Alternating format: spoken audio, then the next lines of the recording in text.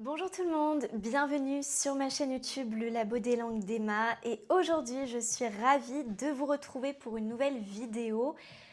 J'ai encore une fois été absente un long moment, j'avais beaucoup de préparatifs à faire et surtout le mémoire de Master FLE à préparer puisque comme vous vous en doutiez probablement, pour nous les étudiants en deuxième année de master, on est dans une phase assez cruciale de rédaction et là je peux vous le dire de finalisation du mémoire. En tout cas, sachez que sur ce plan-là, tout s'est très bien passé. Malgré le retard que j'avais pris, je pense que je me suis bien rattrapée. J'ai eu de retours très positifs de ma directrice de mémoire, alors que c'est vrai que j'avais beaucoup de choses à modifier au départ. Et au final, mon mémoire est soutenable et je vais le soutenir d'ici début du mois de juillet environ. Donc voilà, c'est vraiment super, je suis très contente, je suis soulagée surtout. Et ça va me permettre aussi de me consacrer à d'autres activités, de pouvoir faire d'autres choses à côté, maintenant que le mémoire est plus ou moins terminé. Sinon, donc sachez aussi qu'aujourd'hui nous sommes le 3 juin 2026 à l'heure où je tourne la vidéo et nous avons eu les réponses pour les masters demandés parce que j'ai demandé un autre master, cette fois-ci centré sur des études hispaniques et plus précisément hispano-américaines que j'avais demandé à distance à l'université de Toulouse, donc c'était vraiment celui que je voulais absolument et j'ai été admise, donc vraiment je suis trop contente. J'ai du coup évidemment accepté la proposition. Donc voilà, et sachez aussi que j'ai été prise pour partir en Amérique latine en tant qu'assistante de langue française et ce serait pour une période de 4 mois du 1er août au 30 novembre. Donc ça aussi c'est une superbe nouvelle. Et avec tout ça, je me dis que je vais pouvoir débuter une nouvelle année scolaire avec encore plein de choses à apprendre, à découvrir, à vivre. Donc vraiment, j'ai très hâte. Et justement, dans cette vidéo, je voudrais vous parler de l'Amérique latine et plus particulièrement, et ça sera la première vidéo d'une playlist de plusieurs vidéos, comment préparer un séjour en Amérique latine. À quoi penser, à quoi faut-il faire attention, sur quoi dois-je me renseigner, qui dois-je contacter, que dois-je faire, enfin vraiment, on va dire toute cette phase de préparation pré-voyage en Amérique latine.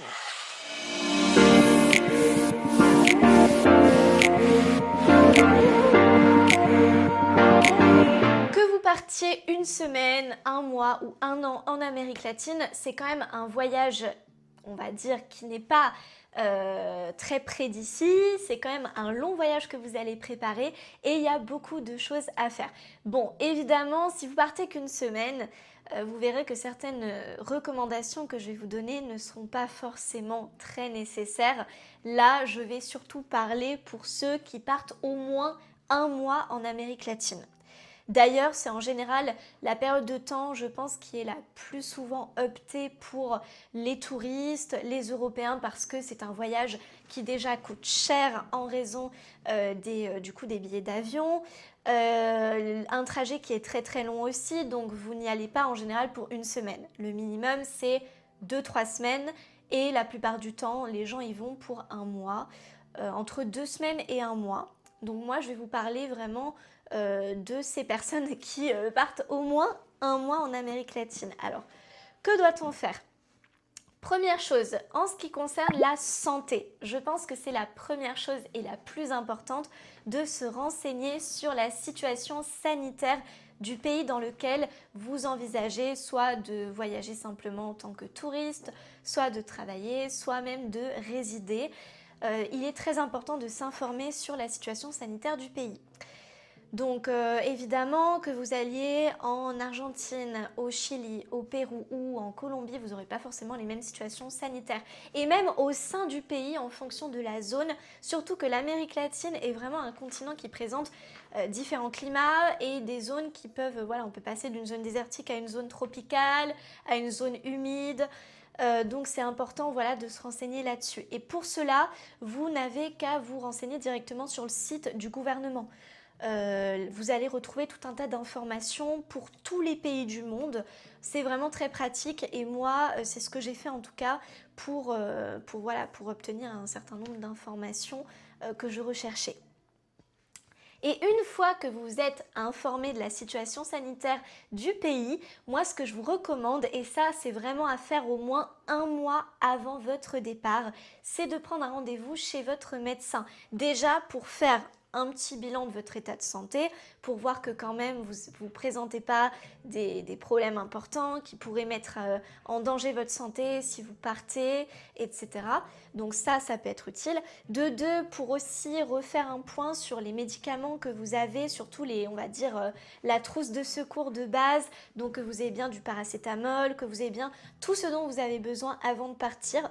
Moi d'ailleurs, je sais qu'il y a un médicament qui peut m'être très utile, que je n'ai plus, donc là vous voyez il faudrait que je reprenne un rendez-vous, mais ça c'est vraiment important en tout cas de le faire, parce que vous ne savez pas si déjà vous allez retrouver exactement les mêmes médicaments sur place, surtout si c'est un traitement particulier que vous prenez. Il faut bien évidemment s'assurer d'avoir quand même tout le nécessaire avant de partir. Surtout que bon, la France, je trouve que pour ce qui concerne les remboursements des médicaments, on est plutôt bien. On a une bonne situation, il y a beaucoup de médicaments qui sont pris en charge. Ça ne sera pas forcément le cas dans le pays où vous comptez vous rendre. Donc moi, c'est un conseil que je vous donne. Et troisièmement, le rendez-vous chez le médecin, il est aussi très utile pour demander à votre médecin s'il y a des vaccins particuliers que vous aurez à faire pour le pays de destination en question. Moi, je sais que dans mon cas de figure, j'ai dû faire déjà 2 vaccins et il y en a un troisième que je devrais faire. En général, ce n'est pas des vaccins qui sont imposés dans le pays, mais ils sont très recommandés. Et pareil, il y a des zones aussi, des zones endémiques où vous allez avoir besoin beaucoup plus d'un vaccin que dans d'autres zones. Mais attention, si vous prévoyez de voyager dans tout le pays ou peut-être même de découvrir d'autres pays, comme ce sera probablement mon cas, moi je dis par précaution, vaut mieux faire des vaccins qui sont peut-être pas obligatoires et peut-être pas nécessaires dans tous les pays, par précaution, que de ne rien faire et de se mettre en danger. Surtout qu'en Amérique latine, on a beaucoup de zones tropicales et beaucoup de maladies transmises par piqûre de moustiques. Par exemple, la fièvre jaune, elle est très répandue dans certaines zones, surtout au nord du Brésil, pour en avoir discuté avec un certain nombre de personnes là-bas.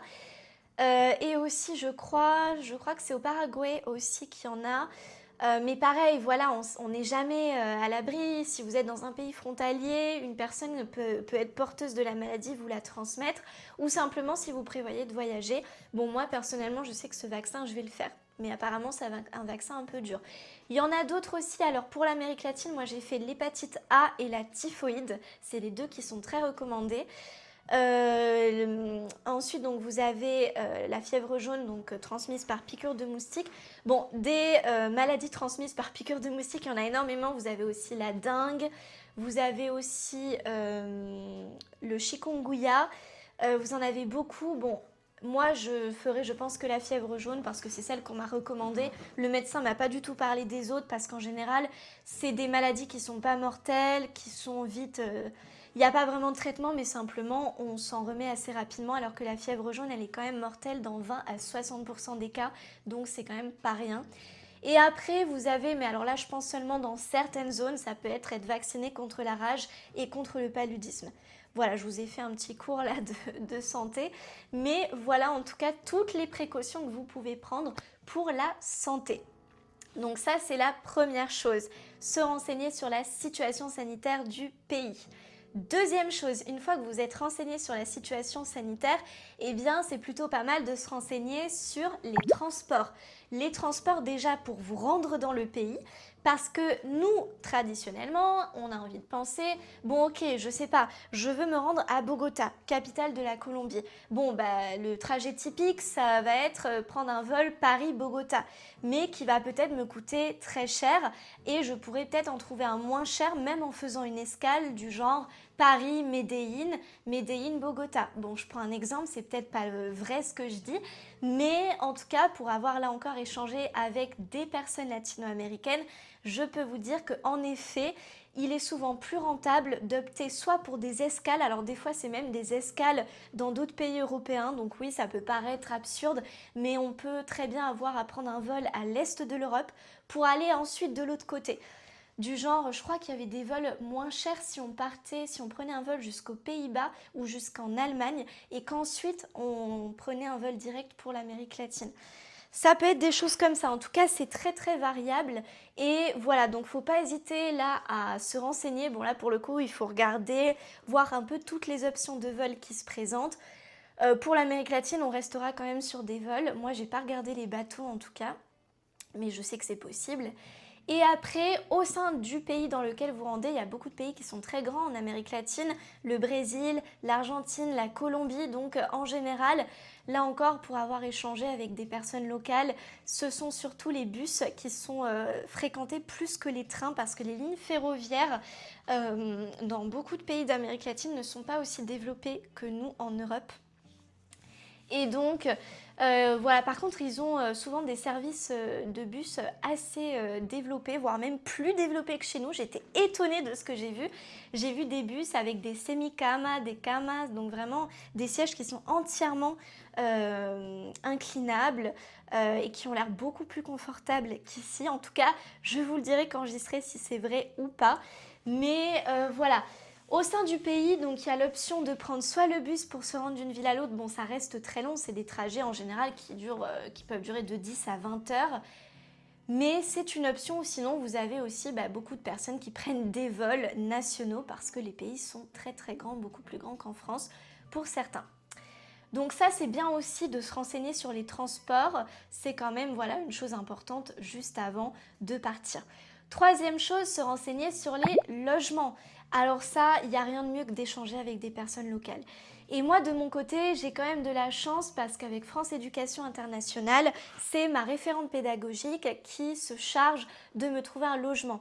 On m'a dit qu'a priori, je serais, bon évidemment, je ne suis pas obligée d'accepter, mais que je serais hébergée dans une espèce de famille d'accueil, ce qui m'éviterait d'avoir à débourser tout mon argent dans le loyer, à pouvoir utiliser l'ensemble de cette rémunération pour subvenir à mes besoins élémentaires. Il y aura évidemment une petite contribution quand même à donner à l'hébergeur et c'est la moindre des choses pour le remercier. Mais en tout cas, voilà, ça peut être une solution quand même économique et aussi l'occasion de rencontrer des personnes locales qui pourront nous donner plus de conseils.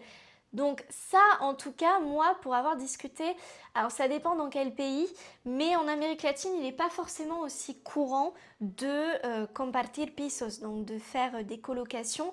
Mais par contre, on a des personnes des fois qui en hébergent d'autres, et ça, c'est à se renseigner quand même avec directement dans le pays où vous souhaitez aller. Mais sachez que ce sont des options possibles plutôt que de louer un logement.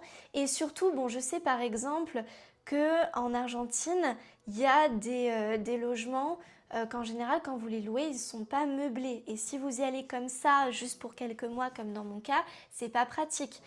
Et c'est ça dans d'autres pays d'Amérique latine aussi, donc ça, faut le prendre en compte. Bon, écoutez, finalement, j'ai décidé que j'allais diviser cette vidéo en deux parties, je pense, parce qu'en fait, je me suis rendu compte qu'il y avait énormément de choses à dire pour préparer ce voyage et que pour éviter, voilà, d'avoir une vidéo beaucoup trop longue à regarder, je préfère la diviser en deux. Donc pour cette vidéo, on aura surtout vu donc la question de la situation sanitaire, des transports et du logement. Et donc je vous ferai une deuxième partie où je continuerai voilà, de traiter avec vous d'autres points sur lesquels être vigilant pour préparer au mieux votre séjour en Amérique latine.